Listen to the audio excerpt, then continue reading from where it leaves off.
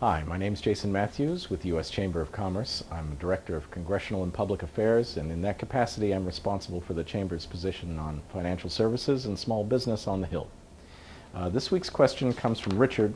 He writes, "Why won't the banks lend money to a company that has been in good shape and up and running for 16 years, even after people in Washington said it would help?"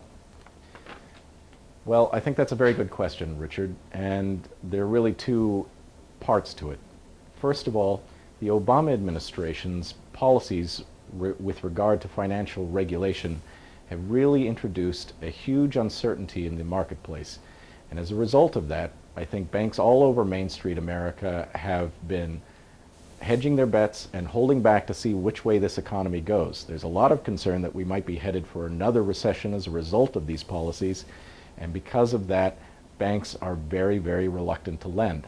Secondarily, last year, the Congress passed something called the Dodd-Frank bill. That was a major overhaul of how we regulate financial services in this country. There are literally thousands of regulations that are part of that bill.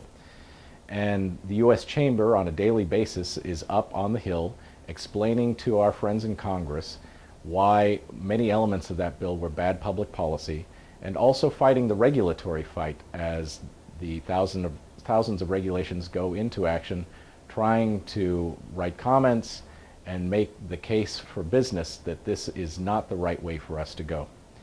In that regard, we also need your help, because of course the thing that members of Congress listen to most are their voters.